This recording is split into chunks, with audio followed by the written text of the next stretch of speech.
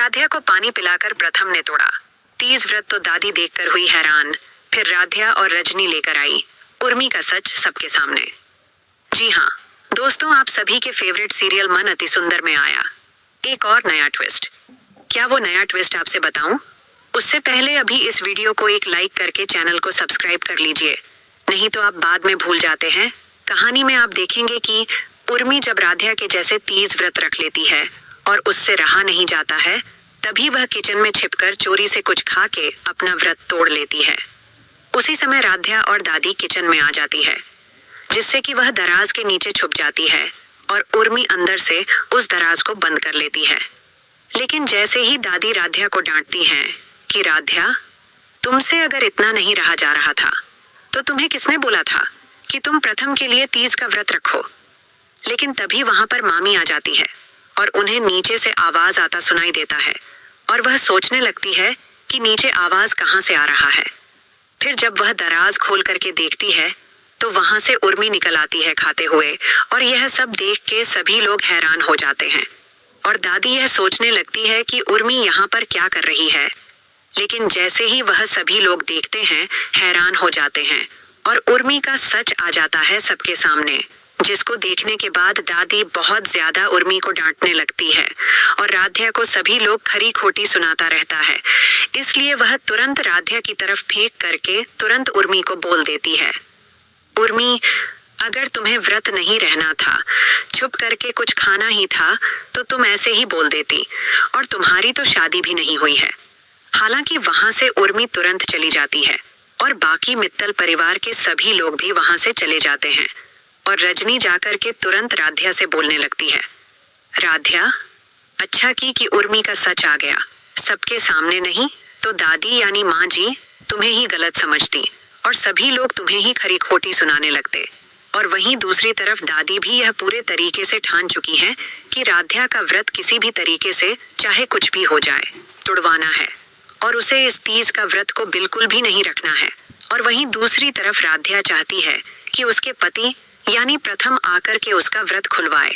और वहीं दूसरी तरफ जब प्रथम आ जाता है मित्तल परिवार में, तभी रजनी जाकर के प्रथम को समझाने की कोशिश करती है और बोलने लगती है, प्रथम, देखो राध्या ने तुम्हारे लिए व्रत रखा हुआ है और यह तुम्हारा कर्तव्य बनता है कि तुम जाकर के उसका व्रत को खुलवाओ। यह सुनने के बाद प्रथम बोलने लगता है, माँ जी, मैं समझ सकता हूँ कि आप लोगों ने मेरी शादी मेरे बिना चाहे हुए राध्या से करा दी, लेकिन अब मैं राध्या को बिल्कुल और कभी भी नहीं अपना सकता हूँ। अगर राध्या चाहे भी तो मेरे दिल में जगह नहीं बना सकती है, इसलिए अब मुझे उससे दूर ही रहने दीजिए, चाहे कुछ भी हो जाए।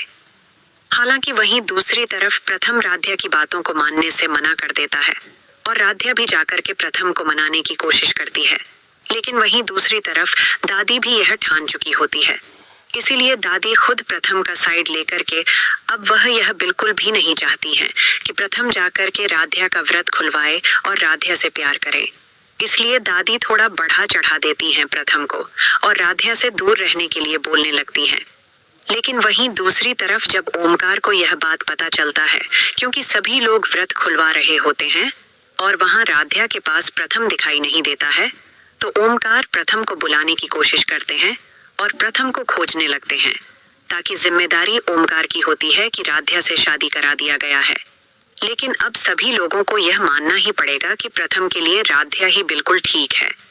वहीं दूसरी तरफ जब प्रथम राध्या के पास नहीं जाता है तो राध्या बहुत ज्यादा परेशान होने लगती है और प्रथम को मनाने की कोशिश करती रहती है और वह सोचती रहती है अपने दिमाग में कि ऐसा क्या हो गया प्रथम सर के साथ कि वह मुझसे इतना नाराज है। लेकिन तभी रजनी जाकर के राध्या को समझाने लगती है और बोलने लगती है कि राध्या, ऐसा कोई भी बात नहीं है, प्रथम तुमसे बहुत ज्यादा प्यार करता है, लेकिन अभी वह समझ नहीं पा रहा है कि अचानक निहारिका से शादी टूट करके तुमसे शादी हो गया है, और यही बात प्रथम आज तक एक्सेप्ट नहीं कर पाया है। हालांकि वहीं दूसरी तरफ ओमकार के बार बार समझाने के बाद प्रथम राध्या के व्रत को खुलवाने के लिए तैयार हो जाता है। और वहीं दूसरी तरफ प्रथम जिस काम के लिए गया होता है वह भी बहुत अच्छे तरीके से हो जाता है और कॉन्ट्रैक्ट भी मिल जाता है प्रथम को। और एक बार फिर से ओमकार जी को प्रथम पर बहुत ज्यादा गर्व हो जाता है और वह पीठ थपथपाने लगते हैं और बोलते हैं कि प्रथम, तुम बहुत अच्छे लड़के बन चुके हो और तुम अपने काम में मन लगा कर के काम करते रहो।